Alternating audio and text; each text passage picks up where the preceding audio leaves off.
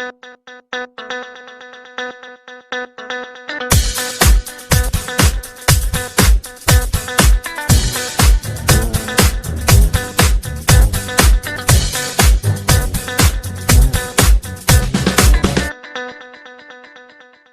you. Thank you so much for having me. Today, I speak as a creative person and an entrepreneur with a social responsibility to be able to see how we can divulge technology with creativity. I was born in Ahmedabad. I started my career as a designer right here. And then I've had the privilege of working with some of the biggest technology brands. This has given me the stage to understand technology and dive deeper into it. But as a designer, I also question it. Today where we stand, do we take technology as a threat to us? Or are we going to question ourselves before we go click, click, click? And that's what I'm going to talk about. I feel that all of us right now are holding a device in our hands. And if we are holding one, are we a slave to it? Or are we actually using it to our advantage? So how do we draw this thin line? Thanks. How do we go beyond this? How do we draw the line between sharing and security and safety?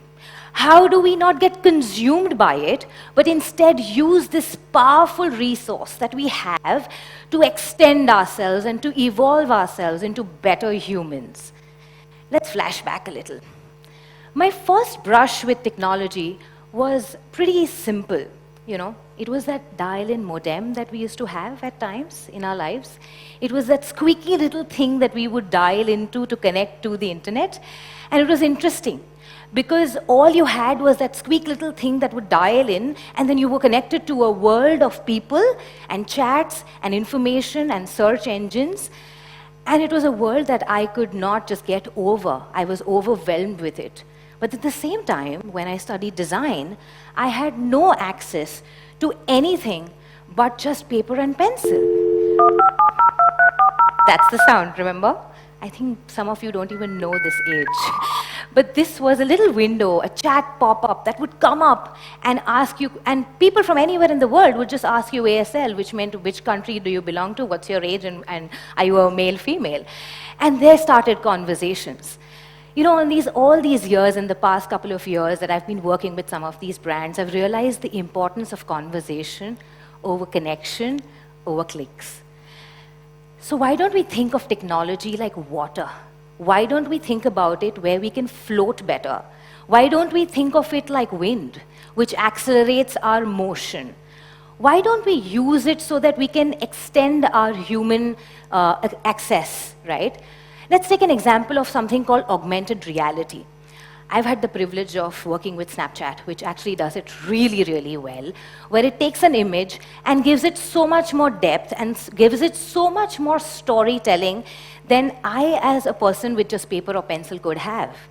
However, the beauty is that I'm telling stories better, but I'm still telling stories, and they belong to my mind. So one of the biggest conversations that we've all had, in the last couple of years, and a lot of the people who actually I work with, is that, am I becoming a slave to code, or am I using it as poetry? I think we use it as poetry, right? Because what we're able to create with code is actually just making sure that we can take it further and further. We can take it to so many more millions of people and not just keep it to our small little village. And that's why it's called poetry. It reaches the heart and the mind, and it transforms all of us. Therefore, one of the biggest things that we need to realize today, where we are living in a plethora of apps and so many different softwares, and we need to download things, and we need to send things and messages, is to build to solve human problems. And that, I feel, is a huge responsibility. As a creator, as a product designer, as a person who designs experiences, I live with every day. Am I solving human problems, or am I creating more? Am I making life simple, or am I adding to complexity? And that's a question that I think each of us needs to ask when we pick up any device. Because I've seen, including myself, I'm a hoarder of gadgets, right? I have a phone, I have a laptop, I have an iPad, all of us do, and we love them. But is that the first thing I go to when I need to ideate? Then there's a problem. When I'm asked a question, do I first Google or do I think in my mind? And that's where the problem lies, and that's where the answer lies. Because we are humans after all, right? We are thinking beings, and we have been given this power. So one of the things that I believe is that you need to be taking thought over screen. You need to look at your mind, your inside, your within, and the feeling that you have over a screen and something that you click and find.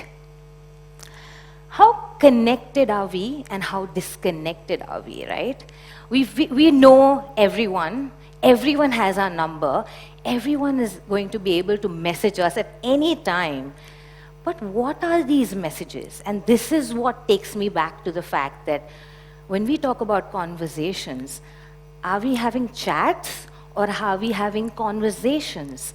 How important is that message? And how important is it for me to reply to it? How am I replying to it is what I should be bothered about, right? And not, am I replying to it? And that's the question that we all really need to ask, because sharing has become a disease. And it's wonderful, okay? I love working with these people, so I know what they mean when they design these softwares for you. But oversharing can also become a difficult situation. So one of the things that I ask myself when I take a photograph of something that I have seen and I find interesting is that what is it that I am manifesting? Because eventually we are beings on earth and we manifest the life. So what am I sharing? What is that little piece of information going to transpire for thousands and thousands of people all around the world? And if we think of purpose, before sharing, we might not overshare, or we might not just share, right? I think all of us live in this world right now a little bit scared about technology, right? Am I going to get hacked? Am I going to do a transaction which is not probably safe? Is this fake information? And I think this is what all of us need to be thinking about. So when we get to see anything in this entire world, we need to think twice. We need to think about it, saying, where is this information coming from? Who is talking about it? How many people are talking about it? And are these sources the right sources giving us the information? And that's why let's not become the pirates of piracy, but instead become the spreaders of peace and information.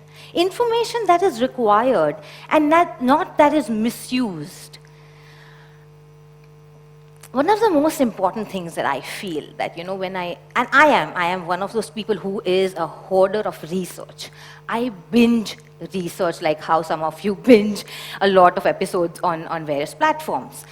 I research everything about everything. I want to know things that I've not even known about, and that's the most fun, right?